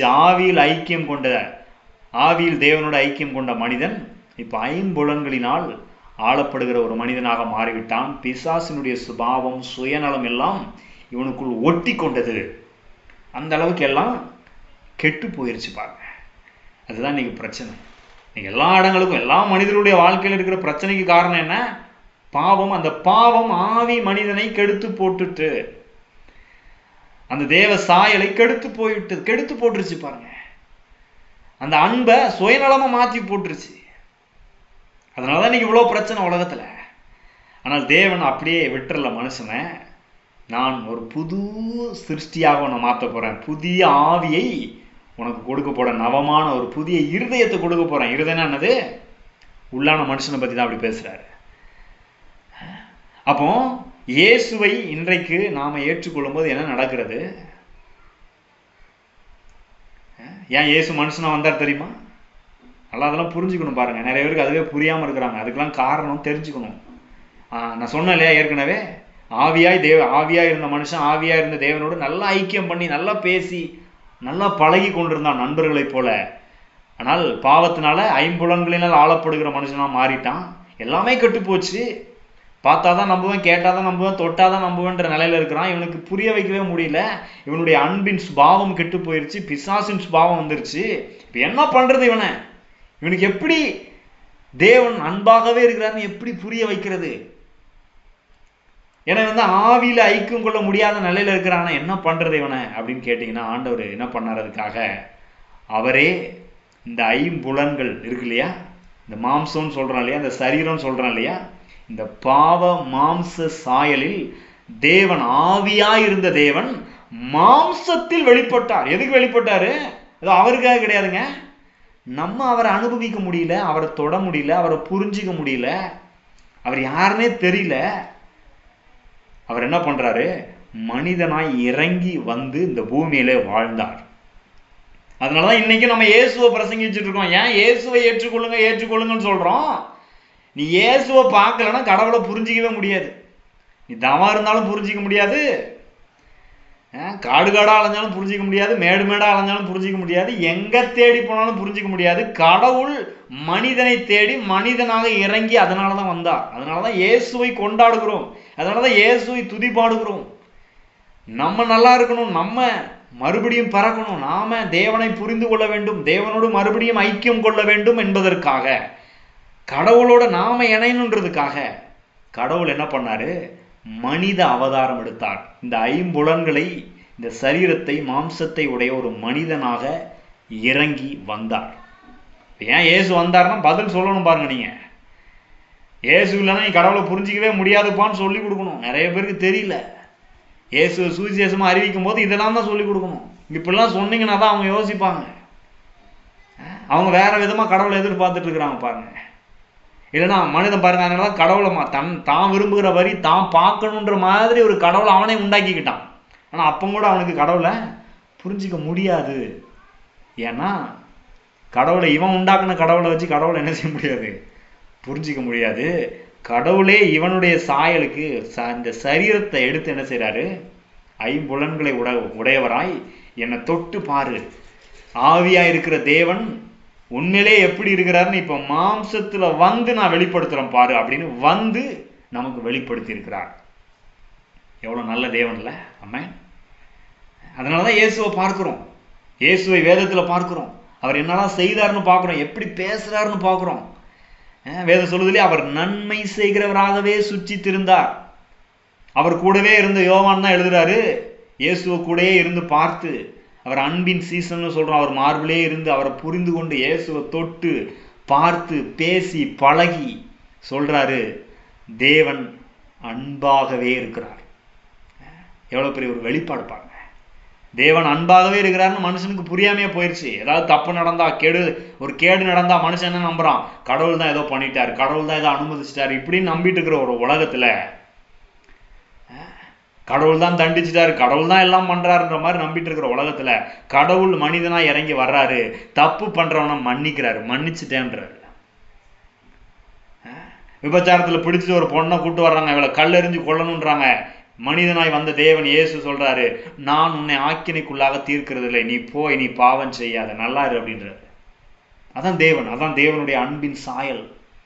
தேவனை இவங்க தப்பு தப்பா புரிஞ்சு வச்சிருக்கிறாங்க, தேவனே தன்னை வந்து வெளிப்படுத்தி காண்பிக்கிறார். நான் யாருன்னு இப்ப பார்த்தாது தெரிஞ்சுக்கூடான்னு காட்டுறாரு. அதனாலதான் இயேசுவை நான் பார்க்கிறேன், அதனாலதான் இயேசுவை பிரசங்கிக்கிறேன். இந்த வார்த்தை தான் வாழ்க்கையை மாற்ற போகிறது. இந்த வார்த்தையா இருந்த தேவன் மனிதனாய் வந்து இறங்கி நமக்காக எல்லாத்தையும் செஞ்சு முடிச்சிருக்கிறாரு. அங்கதான் எல்லாம் மாறி இருக்கிறது. அப்ப இயேசு இல்லாம கடவுளை புரிஞ்சிக்க வாய்ப்பே இல்லவே இல்லை. அதனாலதான் இயேசுவை பார்க்கிறோம். அதனாலதான் மற்றவர்களுக்கு ஏன் இயேசு சுவிசேஷம் அறிவிக்கிறோம் தெரியுமா? இதுக்கு ஏன் காரணம்ன்றத நல்லா புரிஞ்சுக்கணும் பாருங்க. காணக்கூடாத கடவுளை எப்படிங்க பாக்குறது? இயேசுவை பாருன்னு சொல்றோம். சரி, இயேசு இப்ப இங்க இல்லையே, பாரு அவர் வாழ்ந்ததை எடுத்து, அதனாலதான் பிரசங்கம் பண்றோம். இந்த வார்த்தையை பிரசங்கம் பண்ணும்போது என்ன நடக்குது? ஆவியான தேவன், ஆவியானவர் என்ன பண்றாரு? அந்த மக்களுக்கு புரிய வைக்கிறார். இயேசுவின் மூலமாக வெளிப்பட்ட தேவனை நன்றாக புரிய வைக்கிறார், புரிந்து கொள்ள அவங்க மனக்கண்களை திறக்கிறார். இதெல்லாம் தான் நமக்கும் ஒரு நாள் நடந்துச்சு. அதனாலதான் நம்ம இயேசு ஏத்துக்கிட்டோம் இல்லையா? அப்ப எந்த அளவுக்கு இயேசு முக்கியன்றதை பாருங்க. இப்ப இயேசு என்ன பண்ணாரு? வந்து இந்த கெட்டு போன மனிதன் இல்லையா, ஆவியில மரித்து போயிட்டான், கெட்டு போயிட்டான், பிசாசினுடைய சுபாவம் வந்துருச்சு, சுயநலம் வந்துருச்சு, ஐம்புலன்களால் ஆளப்படுறவன் ஆயிட்டான். இப்ப என்ன பண்றாரு? நீ என்ன பார்த்து தேவனை புரிஞ்சுக்கோன்னு சொல்லி வாழ்ந்து காட்டினது மட்டுமல்ல, இந்த ஐம்புலன்களினால் ஆளப்பட்டு பாவத்தினால் கெட்டு போன மனிதனை மீட்டெடுக்கும்படியாக, இவனுக்கு ஒரு புதிய ஆவியை கொடுக்கும்படியாக, மறுபடியும் இவனை ஆவிக்குரிய மனிதனாக வாழ வைக்கும்படியாக, அந்த ஆவியை உயிர்ப்பிக்கப்படும்படியாக, மறுபடி பிறக்க செய்யும்படியாக தன்னுடைய ஜீவனையை என்ன செய்தார்? கொடுத்தார். கல்வாரி சிலுவையிலே நம்முடைய பாவங்கள், சாபங்கள், வேதனைகள், நோய்கள் எல்லாவற்றையும் ஏற்றுக்கொண்டு மரித்தார், அடக்கம் பண்ணப்பட்டார், உயிரோடு எழுந்தார். உயிரோடு எழுப்பும் போது அவர் மட்டும் எழும்பல, நம்மையும் அவரோடு கூட உயிரோடு எழுப்பி விட்டார், நம்மை புது சிருஷ்டி ஆக்கி விட்டார். இதெல்லாம் நடந்து முடிஞ்சிருச்சு பாருங்க. இப்ப இயேசுவை ஏற்றுக்கொள்ளும் போது என்ன நடக்குது? உள்ளத்துல ஒரு பெரிய வேலை நடக்குது. உங்களை மறுபடியும் தேவன் அந்த பாவத்திலிருந்து மீட்டு, கெட்டு போன நிலையிலிருந்து மீட்டு உள்ள இருக்கிற ஆவிய புது சிருஷ்டியா மாத்திட்டார். இது உள்ளதான் நடந்திருக்குது. அதனாலதான் சொன்னேன், வெளியில இது யாரு கிடையாது, மனுஷன் கிடையாது, இது நாம கிடையாது, இது நமக்கு கொடுக்கப்பட்ட ஒரு கூடாரம், சரீரம். அப்ப இதையே பார்த்துட்டு இருக்க, இது புதுசாகலனே பார்த்துட்டு இருக்க கூடாது, இதை புதுசாக்க முடியாது. நீங்க எவ்வளவு கருப்பா இருந்து ஒருவேளை எல்லாம் ட்ரை பண்ணி மேக்கப்லாம் போட்டா கூட போயிடும் பாருங்க, புதுசாக முடியாது பாருங்க, அதே கலர்ல தான் இருக்க போறீங்க. ஆனால் உள்ளத்துல டோட்டலா புதுசாயிட்டீங்க. இதுவரைக்கும் இல்லாத விதத்துல ஒரு நியூ கிரியேஷனா, புது சிருஷ்டியாக உங்களை சிருஷ்டித்திருக்கிறார். அப்ப பாவம் நீங்கிருச்சு, பாவத்தினால கெட்டு போன நிலை நீங்கிருச்சு. இப்ப மறுபடி நாம ஐம்புலன்களால் ஆட்டி படைக்கப்படக்கூடாது. இப்பவும் சர்ச்சில் போய் உட்காந்துட்டு அப்படியே ட்ரம்ஸ் அடிச்சு இல்லை மியூசிக் எல்லாம் போட்டு கீபோர்ட்லாம் போட்டு ட்ரம்ஸ்லாம் அடிச்சா தான் கடவுள் இருக்கிறாருன்னு நம்பிட்டு இருக்க கூடாது. ட்ரம்ஸ் வாசிங்க, கீபோர்டு வாசிங்க, கிட்டார் வாசிங்க, தேவனை ஆராதிங்க, சந்தோஷமா என்ஜாய் பண்ணுங்க, எல்லாம் பண்ணுங்க, ரொம்ப நல்லது. நானும் அதுதான் விரும்புகிறேன். வருகிற நாட்களில் எல்லா இன்ஸ்ட்ருமெண்ட்டும் வாங்கலான் இருக்கிறேன் நான். ஆனால் அதெல்லாம் இல்லைனாலும் தேவன் நம்மோடு தான் இருக்கிறார். ஏனென்றால் தேவன் ஆவியா இருக்கிறார், நம்மையும் ஆவியிலே புது சிருஷ்டியாய் சிருஷ்டித்திருக்கிறார். இப்ப முற்றிலும் புது சிருஷ்டியாக நாம மாறியாச்சு இல்லையா? இப்ப எந்த குறைபாடும் இல்லை உள்ள. இப்ப மறுபடியும் நாம தேவனோடு ஐக்கியம் கொள்ளலாம். அந்த கெட்டு போன நிலை மாறிவிட்டது, அந்த சுயநலம் நீங்கி விட்டது, பாவம் நீங்கி விட்டது, பிசாசனுடைய சுபாவத்திலிருந்து நாம் பிரிக்கப்பட்டிருக்கிறோம். தேவனுடைய சுபாவத்துக்கு, தேவனுடைய குணத்திற்கு பங்குள்ளவர்களாய் மாறிவிட்டோம். எவ்வளவு அற்புதமான விஷயத்தை பண்ணிருக்கிறார் பாருங்க. நீங்க நினைச்சா கூட பண்ண முடியாது, எங்க போய் உருண்டு போறனாலும் பண்ண முடியாது. அவர் நமக்காக மனிதனா இறங்கி வந்து எல்லாத்தையும் பண்ணி முடிச்சிட்டார். எவ்வளவு அற்புதமான விஷயத்தை பண்ணிருக்கிறார் பாருங்க. அப்போ மறுபடியும் ஞாபகப்படுத்துறேன், மனிதன் தேவ சாயல்ல சிருஷ்டிக்கப்பட்டிருக்கிறான். என்ன சாயல் அது? ஆவியின் சாயல். அவன் தேவன் ஆவியா இருக்கிறார், மனிதனும் ஆவியா இருக்கிறான். பாவத்தினால என்ன ஆச்சு? எல்லாம் கெட்டு போச்சு. என்ன கெட்டு போச்சு? இவன் தேவ சாயல் இருந்தவன் இப்ப பிசாசு சாயலுக்கு மாறி கெட்டு போயிட்டான். அன்பு இல்லாதவனாய் சுயநலமிக்கவனாய் மாறி போயிட்டான். அவனை அப்படியே விட்டுறல தேவன். அவனை மறுபடியும் என்ன செய்திருக்கிறார்? பாவத்திலிருந்து ரட்சித்து புது சிருஷ்டியாக பிறக்க செய்து விட்டார். இவ்வளவு விஷயம் நடந்திருக்குது உள்ள. இப்ப புத்தம் புது சிருஷ்டியாக நாம இருக்கிறோம். பாவம் முற்றிலுமாய் நீங்கி விட்டது. இப்ப மறுபடியும் ஐம்புலன்களினால், கண், காது, மூக்கு, பார்க்கறதுல, கேட்கறதுல, தொடுறதுல, ஸ்மெல் பண்றதுல தான் நான் கடவுளை அறிஞ்சிப்பன்னு யோசிக்க கூடாது. புல் அரிச்சாதான் ஆவியானவர் இருக்கிறார் நினைக்க கூடாது. புல் அரிக்கலனாலும் ஆவியானவர் இருக்கிறார். புல் அரிக்கிற அனுபவம் வந்தா ஓகே, நல்லது, இருக்கட்டும், தப்பு இல்லை. ஆனா புல் அரிக்கிற அனுபவத்தையே எதிர்பார்த்துட்டு இருக்க கூடாது எப்போதும்.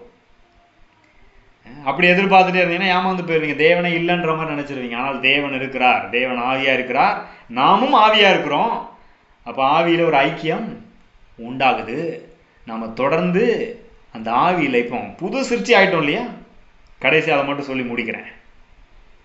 பாவம் நீங்கியது, சாபம் நீங்கியது, புது சிருஷ்டியாக மாறியாச்சு. இப்ப புது சிருஷ்டியா இருக்கிற நாம் என்ன பண்ணணும்? கடைசியா சொன்னா இல்லையா, வளரணும். குழந்தை பறந்து வளருது இல்லையா? அதே போல புது சிருஷ்டியாய் ஆவியில் இருக்கிற நாம் என்ன பண்ண வேண்டும்? ஒவ்வொரு நாளும் வளர வேண்டும். எப்படி வளருவது? வார்த்தையினால் தான் நாம் வளர முடியும். இந்த வார்த்தை நம்முடைய ஆவிக்கு உணவாக இருக்கிறது, மருந்தாக இருக்கிறது, ஜீவனாக இருக்கிறது. நான் உங்களுக்கு சொல்லுகிற வார்த்தை ஆவியாயும் ஜீவனாயும் இருக்கிறது. நானே வானத்திலிருந்து இறங்கி வந்த அப்பமும், ஜீவ அப்பம் நானே அப்படின்றாரு.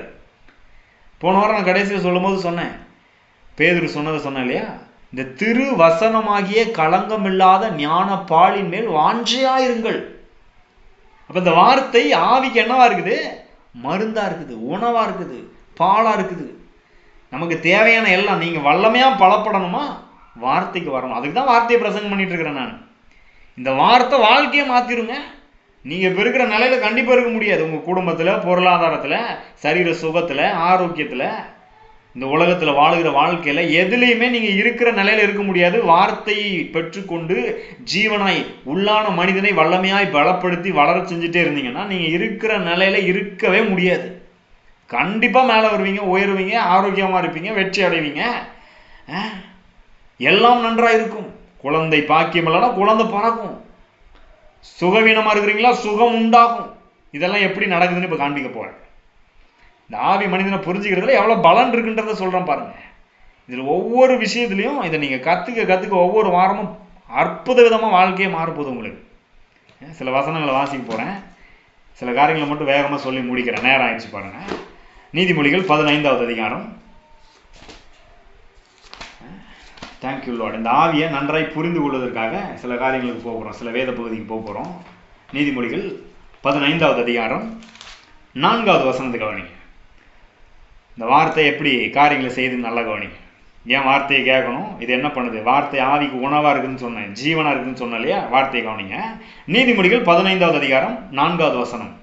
ஆரோக்கியம் உள்ள நாவு ஜீவ விருட்சம், நாவின் மாறுபாடோ ஆவியை நொறுக்கும். எப்படி சொல்றாரு பார்த்தீங்களா? கவனிக்கிறீங்களா வார்த்தையை? ஆரோக்கியம் உள்ள நாவு ஜீவ விருட்சம், நாவின் மாறுபாடோ என்ன செய்யுமா? ஆவியை நொறுக்குமா. இன்னொரு மொழிபெயர்ப்புல இருந்து வாசிக்கிறோம் பாருங்க. தயவான வார்த்தைகள் வாழ்வழிக்கும் மரம் போன்றது, ஆனால் பொய்யான வார்த்தைகள் மனிதனின் ஆவியை அழித்து விடும். இங்க நொறுக்கி விடும் இருக்குது, இன்னொரு மொழிபெயர்ப்புல சொல்றாரு அழித்து விடுமா.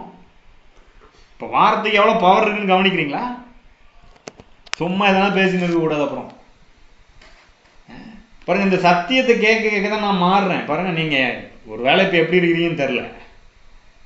நானும் அப்படி எல்லாத்துலயும் பூரணமா ஏசுனாதர் போல எல்லாத்துலயும் கரெக்டா ஒன்றும் இல்லை, ஒத்துக்கிறேன் நான். ஆனால் நம்ம உள்ளத்துல புது சிருஷ்டியா சிருஷ்டிக்கப்பட்டிருக்கிறோம். அதை புரிஞ்சுக்கணும். ஒவ்வொரு நாளும் அந்த உள்ளான மனிதனை என்ன செய்யணும்? வளர்க்கணும். இந்த வார்த்தையை கொண்டு. இந்த வார்த்தை என்ன பண்ணுது? தவறான வார்த்தைகள் ஆவி என்ன செய்தான்? நொறுக்கி போட்டுருது. இன்னொரு மொழிபெயர்ப்பு சொல்லுது அழித்து போட்டுருது. அதே அதிகாரத்தில் பாருங்க, 15வது அதிகாரம் 13வது வசனத்தை கவனிங்க. மன மகிழ்ச்சி முக மலர்ச்சியை தரும், மனோ துக்கத்தினாலே ஆவி முறிந்து போகும். ஆவிய வார்த்தை என்ன செய்கிறதா? நொறுக்குது, அழிக்குது. இங்க சொல்றாரு மனோ துக்கத்தினாலே ஆவி என்ன செய்யுமா? முறிந்து போகுமா. ஒரு மொழிபெயர்ப்பு சொல்லுது பாருங்க. ஒருவன் மகிழ்ச்சியாக இருந்தால் அவனது முகம் அதனை காட்டிவிடும், ஆனால் ஒருவன் தன் இருதயத்தில் துக்கம் உடையவனாக இருந்தால் அதை அவனது ஆவி வெளிப்படுத்தும். அப்போ சரியான வார்த்தையை பேசும்போது அந்த வார்த்தை என்ன செய்யுது?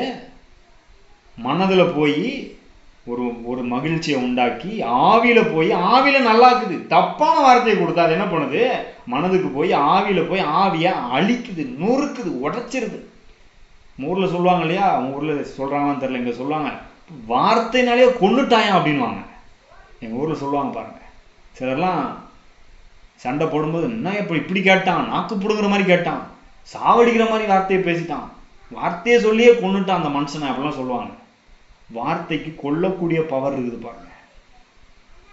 உலகத்துல மனிதன் பேசுகிற வார்த்தைகளுக்கு கொல்ற அளவுக்கு பவர் இருக்குது.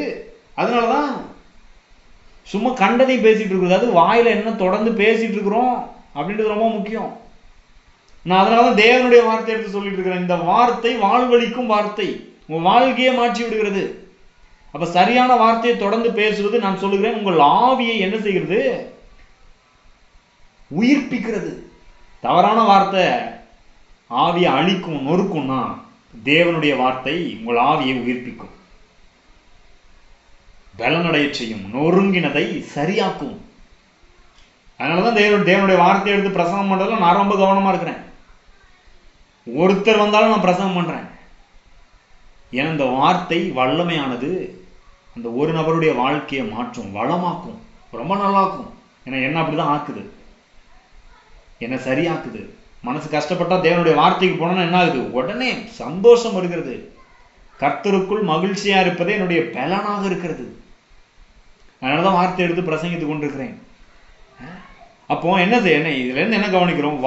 வார்த்தை ஆவியை என்ன செய்து ஒரு விதத்துல பாதிப்புக்குள்ளாக்குறது. அது நல்ல விதத்திலேயோ கெட்ட விதத்திலேயோ பாதிப்புக்கு உள்ளாக ஆக்குகிறது. இன்னொரு வசனத்தை வாசிக்கலாம். யோபு 19வது அதிகாரம், யோபு 19வது அதிகாரம் 2வது வசனம் கவனிங்க. இங்க யோபு என்ன சொல்றாரு பாருங்க. நீங்கள் எந்த மட்டும் என் ஆத்துமாவை வருத்தப்படுத்தி வார்த்தைகளினால் என்னை நொறுக்குவீர்கள். என்னை நொறுக்குவீர்கள் அப்படின்றார் இல்லையா? சரீரத்தை பத்தி சொல்லல, உள்ள இருக்கிற ஆவியை பத்தி பேசுற. நீங்கள் எந்த மட்டும் என் ஆத்துமாவை வருத்தப்படுத்தி, பாருங்க பழைய ஏற்பாட்டில் ஆத்துமா, மனம், இருதயம் இப்படிலாம் வரும்போது ஆவியை குறிக்கிற வார்த்தைகள். யோபு சொல்றாரு, இவன் நண்பர்கள்லாம் வந்து பேசிட்டு இருக்கிறாங்க, சொல்றாரு, நீங்கள் எந்த மட்டும் என் ஆத்துமாவை வருத்தப்படுத்தி வார்த்தைகளினால் என்னை நொறுக்குவீர்கள். அப்போ வார்த்தை மனிதனை, ஆவியை என்ன செய்கிறது? நொறுக்கி போடுகிறது. வார்த்தை மனிதனை என்ன செய்யுது? ஏதோ ஒரு விதத்துல பாதிப்புக்கு உள்ளாக்குகிறது. உங்களை யாராவது அப்படி நொறுக்கி இருக்கிறாங்களா? என்ன நிறைய பேர் நொறுக்கி இருக்கிறாங்க. ஆனால் தேவனுடைய வார்த்தை வந்த போதோ நொறுங்கின இருதயம் புதிய பலன் அடைந்து ஒன்றாக இணைந்து புதியதாக மாறி இருக்கிறது. பாருங்க, நொறுங்காத இருதயத்தை தேவன் கொடுத்திருக்கிறார். வார்த்தையினால் நம்மை மறுபடியும் சிருஷ்டித்திருக்கிறார். எவ்வளவு அற்புதமான தேவன் இல்லை? அப்ப என்ன கவனிக்க வேணும்? வார்த்தை ஏதோ ஒரு விதத்துல இருதயத்தை, ஆவியை என்ன செய்கிறது? பாதிக்கிறது. நல்ல விதத்திலோ கெட்ட விதத்திலோ என்ன செய்கிறது? பாதிக்கிறது. ரெண்டாவது என்ன அப்படின்னா, சரி இப்படி இருதயத்தை இப்படி பாதிக்குது இல்லையா? இப்ப வந்து பாதித்ததுனால இப்ப ஆவி என்ன ஆகுதுன்னு கவனிங்க. நீதிமொழிகள் 17வது அதிகாரம் 22வது வசனம். நீதிமொழிகள் 17:22. வார்த்தை ஆவியை பாதிக்குதுன்னு சொன்னேன் இல்லையா? இப்ப ஆவி பாதிக்கப்பட்டுருச்சுன்னா இப்ப இந்த ஆவி என்ன பண்ணுதுன்னு நல்லா கவனி. நீதிமொழிகள் 17:22. மன மகிழ்ச்சி நல்ல ஔஷதம். மன மகிழ்ச்சி நல்ல ஔஷதம். முறிந்த ஆவியோ எலும்புகளை உலர பண்ணும். முறிந்த ஆவியோ எலும்புகளை உலர பண்ணுமா? பாருங்க, வார்த்தை ஆவிய நொறுக்குது, முறிக்குது, அழிக்குது. இங்க சொல்றாரு, முறிந்த ஆவி எலும்புகளை என்ன செய்யுமா? உலர பண்ணுமா. நிறைய பேருக்கு எலும்புலாம் வியாதி வர்ற அளவுக்கு காரணம் என்ன நினைக்கிறீங்க? ஆவி நொறுங்கிருச்சுங்க. ஆவியில பிரச்சனை. ஏன்னா முறிந்த ஆவி என்ன பண்ணுதான்? எலும்பை உலர பண்ணுதான். எலும்புலாம் பாதிப்பு உண்டாகுது, வியாதியில கஷ்டப்பட வச்சிருது. அப்ப ஆவி பாதிக்கப்பட்டுச்சுன்னா அது மனதை பாதிக்கும், சரீரத்தை பாதிக்கும். ஆதாமில் ஆரம்பித்தது இன்று வரைக்கும் அந்த பாதிப்பு மனுக்குலத்துல நீங்க பார்க்கலாம். நிறைய பேர் வியாதியா இருக்குது, கடவுள் தான் கொடுத்துட்டாருன்னு நினைச்சிட்டு இருக்காங்க. கிடையாதுங்க. முறிந்த ஆவி எலும்புகளே உலர பண்ணுதான். இன்னொரு வசனத்தை வாசிக்கலாம் பாருங்க. நீதிமொழிகள் 18வது அதிகாரம் 14வது வசனத்தை கவனிங்க. நீதிமொழிகள் 18:14. மனுஷனுடைய ஆவி அவன் பலவீனத்தை தாங்கும். மனுஷனுடைய ஆவி என்ன பண்ணுமா? அவன் பலவீனமா, சரீரத்துல மனதுல பலவீனமானவனா மனிதனுடைய ஆவி அவனுடைய பலவீனத்தை என்ன செய்யுமா? தாங்குமா. அடுத்த லைன்ல சொல்றாரு, முறிந்த ஆவி யாரால் தாங்கக்கூடும். அப்ப ஆவி முறிந்து போயிருந்துச்சுன்னா அதை யாராலும் என்ன செய்ய முடியாதான்? தாங்கவே முடியாது. அதை தாங்கிறதுக்கு ஒரு பவர் எங்கேயுமே இல்லை. அப்ப ஆவி எந்த அளவுக்கு முக்கியம் புரியுதா? வார்த்தை ஆவியை பாதிக்குது. பாதிக்கப்பட்ட ஆவியினால சரீரம் பாதிக்குது, வியாதி வருது, பலவீனம் வருது, கஷ்டம் வருது, எல்லாம் கெட்டு போகிறது. அந்த ஆவியை யாராலும் என்ன செய்ய முடியாது? குணப்படுத்த முடியாது, சரி பண்ண முடியாது. அதைத்தான் தேவன் சரி பண்ணியிருக்கிறார். புது ஆவியை கொடுத்திருக்கிறார். எவ்வளவு பெரிய பாக்கியத்தை நம்ம பெற்றிருக்கிறோம் பாருங்க. இப்ப இந்த ஆவியை நீங்க புரிஞ்சுக்கிட்டீங்கன்னா, இந்த ஆவி நல்லா இருந்துச்சுன்னா உங்க சரீரம் நல்லாகும், மனசு நல்லாகும். அதன் மூலமா நீங்க எல்லா விதத்திலையும் நல்லாக முடியுங்க. உங்க பொருளாதாரத்தை நல்லாக முடியும், குடும்பத்தை நல்லாக முடியும். எல்லா ஆவியில இருந்தும் புறப்படுது. அதனாலதான் ஆவி மனிதனை பத்தி பேசிட்டு இருக்கிறேன். புது சிருஷ்டி ஆக்கப்பட்ட அந்த மனுஷனை வல்லமையா பலப்படணும்னு பேசிட்டு இருக்கிறேன்.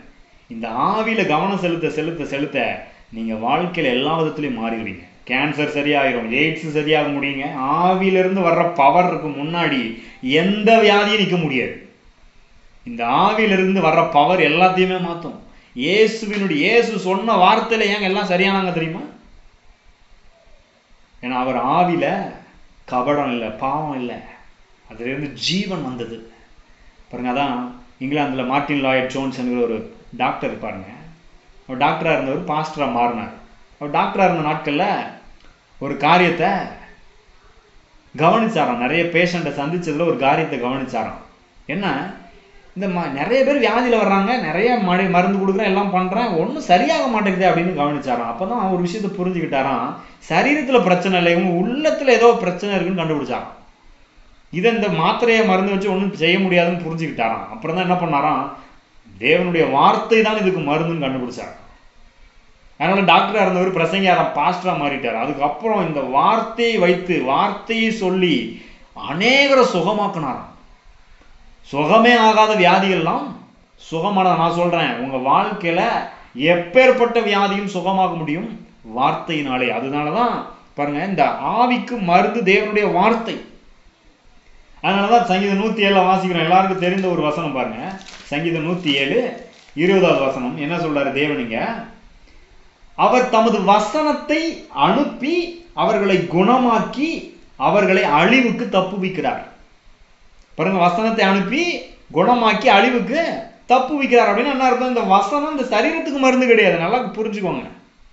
நிறைய பேர் இது புரியாதனாலதான் வசனத்தை தாங்க சொல்றேன், வசனத்தை தான் கேட்கறேன், ஒன்றும் சுகமே ஆக மாட்டேங்குது அப்படின்னு இருப்பாங்க. கேட்டிருக்கீங்களா? பாருங்க, வசனம் சரீரத்தை குணமாக்கல. வசனம் என்ன பண்ணுது? அவர் வசனத்தை அனுப்பி அவர்களை குணமாக்கினா என்ன அர்த்தம்? ஆவிய வசனம் குணமாக்குது. ஆவிய வசனம், முறிந்து போன ஆவியை வசனம் உயிர்ப்பிக்கிறது, பலனடைய செய்கிறது, வளர செய்கிறது, பவர்ஃபுல் ஆகுது. அந்த பவர்ஃபுல்லா ஆக்கின ஆவி என்ன பண்ணுது? சரீரத்தை குணமாக்குது. எத்தனை பேருக்கு நல்லா புரியுது? இப்போ எப்படி சுகம் நடக்குதுன்னு புரியுதா? ஏன் தேவன் வசனத்தை அனுப்புறாரு? இதுக்குதான் வசனத்தை அனுப்புறாரு. மத்தேயு 8வது அதிகாரத்துல ஒரு சம்பவத்தை நம்ம வாசிக்கிறோம். நூற்றுக்கு அதிபதி இயேசு நிலத்துல வர்றான். என்ன சொல்றான்? அவர்கிட்ட வந்து, நீங்க என் வீட்டுக்கெல்லாம் வர வேணாம், நீங்க ஒரு வார்த்தை சொல்லுங்க, என் வேலைக்காரன் சொஸ்தமாயிருவான், வீட்டுல இருக்கிற வேலைக்காரன் சொஸ்தமாயிருவான் அப்படின்றான். அவனுக்கு ஏதோ ஒண்ணு புரிஞ்சுட்டு பாருங்க, இந்த வார்த்தை ஏதோ நான் பண்ணிடுவோம் உனக்கு அப்படின்னு புரிஞ்சிருச்சு பாருங்க. வார்த்தை அவர் அனுப்பின உடனே வார்த்தைக்கு நூற்றுக்கு அதிபதி சரீரத்துல முதல்ல வேலை செய்யல, ஆவிக்குள்ள போயிருச்சு. ஆவியை நொறுங்கி போயிருந்த ஆவியை சரி பண்ணி ஆவியிலிருந்து சுகம் சரீரத்திற்கு பாய்கிறது. அப்போ ஒரு வார்த்தை சுகத்தை உண்டு பண்ண முடியும். நான் சொல்லுகிறேன், ஒரு வார்த்தை உங்கள் வாழ்க்கையை உயர்த்த முடியும். ஒரு வார்த்தை உங்க மனதை சரி பண்ண முடியும். ஒரு வார்த்தை உங்க சரீரத்துல எப்பேற்பட்ட தீராத வியாதியாக, பிரச்சனையாக, குறைவாக இருந்தாலும் அந்த வார்த்தை ஆவியை உயிர்ப்பித்து ஆவியிலிருந்து வர்ற ஜீவன் எல்லாத்தையுமே சரி பண்ண முடியும். அப்ப இதுல என்ன புரிஞ்சுக்கிறோம்? வார்த்தை ஆவியை குணமாக்குகிறது, ஆவி சரீரத்தை குணமாக்குகிறது. எப்படி வச்சுக்கிற பாருங்க ஆண்டவர், சிம்பிளா செட்டிங்க. அதனாலதான் ஆவி மனிதனை பத்தி தொடர்ந்து இன்னும் கத்துக்க போறோம். ஏன் இந்த ஆவி ரொம்ப முக்கியம்? ஏன் இந்த வார்த்தை ஆவி கொடுக்கறது ரொம்ப முக்கியம்? இந்த ஒரே வசனத்தை மட்டும் மாற்றி முடிக்கிறேன். நீதிமொழிகள் 4வது அதிகாரம், எல்லாருக்கும் தெரிஞ்ச வசனம், அப்படியே சொல்றேன். என் மகனே, என் வார்த்தைகளை கவனி, என் வசனங்களுக்கு உன் செவியை சாய், அவைகள் உன் கண்களை விட்டு பிரியாதிருப்பதாக, அவைகளை உன் இருதயத்துக்குள்ளே காத்துக்கொள். எங்க? ஆவியில இருதயத்துக்குள்ளே காத்துக்கொள். அவைகளை கண்டுபிடிக்கிறவர்களுக்கு அவைகள் ஜீவனும். அந்த வார்த்தை என்னதான் இருக்குதான்? இந்த வார்த்தையை நீங்க கேட்டு இதை தியானிச்சு யோசிச்சுட்டு இருந்தீங்கன்னா அது ஆவியில ஜீவனாக மாறுகிறது. அது மட்டும் இல்ல, அவர்கள் உடலுக்கெல்லாம் ஆரோக்கியமுமாம். அப்ப ஆவியில அது ஜீவனாய் மாறும்போது அங்கிருந்து தான் என்ன செய்யுது? உடலுக்கெல்லாம் ஆரோக்கியமாகுது. அப்புறம் சொல்றாரு, எல்லா காவலோடும் உன் இருதயத்தை காத்துக்கொள். எங்க? ஆவியை காத்துக்கொள், வசனத்தை வச்சு காத்துக்கொள், வசனத்தை வச்சு வளரு, பலப்படுத்து. அதினிடத்து நின்று ஜீவ ஊற்று புறப்படும் அப்படின்னு தமிழ்ல இருக்கு இல்லையா? அந்த ஜீவ ஊற்றில இருந்தா உங்க சரீரம் சுகமாகுது, அந்த ஜீவ ஊற்றில இருந்தா உங்க மனசு சரியாகுது, அந்த ஜீவ ஊற்றில இருந்தா உங்க வாழ்க்கையில இருக்கிற பொருளாதார பிரச்சனை சரியாகுது, அந்த ஜீவ ஊற்றில இருந்தா புது ஐடியா பிறக்குது, அந்த ஜீவ ஊற்றில இருந்தா உங்க குடும்ப பிரச்சனை சரியாகுது. அப்ப எந்த அளவுக்கு ஆவி முக்கியம், அந்த ஆவிக்கு வார்த்தை முக்கியம்னு யோசிச்சு பாருங்க. அதே நீதிமொழிகள் 4:23 இன்னொரு மொழிபெயர்ப்புல சொல்றாரு பாருங்க, உன் எண்ணங்களில் எச்சரிக்கையா இருப்பது உனக்கு மிக முக்கியமானதாகும். நீ இருதயத்துல என்ன பாருங்க, எண்ணம்னா பேசப்படாத வார்த்தைகள் தான் எண்ணங்கள். அப்ப எண்ணத்தை உள்ள கொடுக்குறோம், எதை யோசிக்கிறோம், எதை தியானிக்கிறோம், எதை உள்ள வைக்கிறோம்ன்றது ரொம்ப ரொம்ப முக்கியம். உன் எண்ணங்கள் உன் வாழ்வை கட்டுப்படுத்தும். அப்ப அந்த உள்ள கொடுக்குற அந்த வார்த்தை தாட்ஃபுல்லா ஓடிக்கிட்டே இருக்குது பாருங்க, அது உங்க வாழ்க்கையை கட்டுப்படுத்துது. உங்க வாழ்க்கைக்கு தேவையான எல்லா காரியங்களும் அங்க இருந்தா, உள்ள இருந்தா என்ன செய்யுது? புறப்பட்டு ஓடி வருது. அப்ப எத்தனை பேருக்கு ஜீவன் வேணும்னு விரும்புறீங்க? அப்ப என்ன செய்யணும்? தேவனுடைய வார்த்தையை உள்ள கொடுத்துக்கிட்டே இருக்கணும். ஜீவன் புறப்பட்டு என்ன செஞ்சுட்டே இருக்கும்? ஓடிக்கிட்டே இருக்கும். இதுதான் உங்கள் வாழ்க்கையின் போக்கு நாளைக்கு எப்படி இருக்க போகுதுன்றத உங்க ஆவி தான் தீர்மானிக்குது. அந்த ஆவிக்குள்ள நீங்க கொடுக்குற வார்த்தை தான் தீர்மானிக்குது. அதனாலதான் இது தொடர்ந்து சொல்லி கொண்டிருக்கிறேன். நம்ம இன்னும் தொடர்ந்து வர வர வர இந்த ஆவி மனிதனை இன்னும் எப்படி வல்லமையா பலப்பட வைக்கிறது நிறைய கற்றுக்கொள்ள போறோம். இன்னைக்கு டைம் ஆயிடுச்சு, ஏற்கனவே ரொம்ப டைம் ஆயிடுச்சு, இதோட முடிக்கிறேன் நான். அப்ப என்ன பண்ணணும்? வார்த்தை ஆவியை பாதிக்கிறது. ஆவி சரீரத்தை, இந்த பார்க்கிற உலகத்தை எல்லாவற்றையும் பாதிக்கிறது, வாழ்க்கையே மாத்துக்கிறது. சரீரத்தை குணமாக்குறது மட்டும் இல்லைங்க, உங்க குடும்பத்தை நல்லா இருக்குது, எல்லா விதத்திலையும் உங்களை அற்புதமான ஒரு மனிதனாக மாற்றுகிறது. உங்க மூலமா உங்களுக்குள்ள இருக்கிற அந்த ஜீவ ஊற்று மற்றவர்களுக்குள்ளேயும் பரவி பாய முடியும். அப்ப உள்ளான மனுஷன் வல்லமையாய் பலப்படுறது எந்த அளவுக்கு முக்கியம்னு யோசிச்சு பாருங்க. இதை புரியாத நிறைய பேர் இந்த ஆவியை வச்சு தப்பாவும் நிறைய பேர் செயல்பட்டு இருக்கிறாங்க. நான் அதை பத்தி அடுத்த வாரம் சில காரியங்களை சொல்ல போறேன். இன்னைக்கு அதை முடிச்சுக்குவோம். வார்த்தை ஆவியை பாதிக்கிறது, ஆவி சரீரத்தை எல்லாவற்றையும் பாதித்து நன்றாக மாற்றுகிறது. நாம் ஜெபிக்கலாம். ஸ்தோத்திரம் கர்த்தாவே, நன்றியோடு உம்மை துதிக்கிறோம். நீ கொடுத்த அற்புதமான வார்த்தைகளுக்காக, சத்தியங்களுக்காக நன்றி செலுத்துகிறோம். நாங்கள் உள்ளான மனிதனில் வல்லமையாய் பலப்பட உதவி செய்வீராக. இந்த வார்த்தையை கேட்கிற ஒவ்வொருடைய வாழ்க்கையிலும் உள்ளான மனிதனில் அவர்கள் வல்லமையாய் பலப்படட்டும். ஆவி ஆண்டவரே உயிர்ப்பிக்கப்படட்டும். இயேசுவினால் உயிர்ப்பிக்கப்பட்ட புது சிருஷ்டியான ஆவியிலே இவர்கள் ஒவ்வொருவரும் வல்லமையாய் பலப்படட்டும் கர்த்தாவே. வார்த்தை ஜீவனாய் உணவாய் இருக்கிறதே, ஒவ்வொரு நாளும் வார்த்தையை மருந்தாக, ஜீவனாக, உணவாக ஒவ்வொருவரும் உட்கொள்ளட்டும், பலனடையட்டும். உள்ளான மனுஷனில் வல்லமையாய் பலனடையட்டும் கர்த்தாவே. இப்படி செய்கிறதற்காக நன்றி செலுத்துகிறோம். நம்முடைய கரத்தில் ஒப்பு கொடுக்கிறோம். பரிசுத்த ஆவியானவர் தொடர்ந்து இந்த சத்தியங்களை நினைப்பூட்டுவீராக. இந்த சத்தியத்தில் வாழ உதவி செய்வீராக. ஆண்டவரும் இரட்சகருமாகிய இயேசு கிறிஸ்துவின் நாமத்தில் ஜெபிக்கிறோம் நல்ல பிதாவே. ஆமென். God bless you.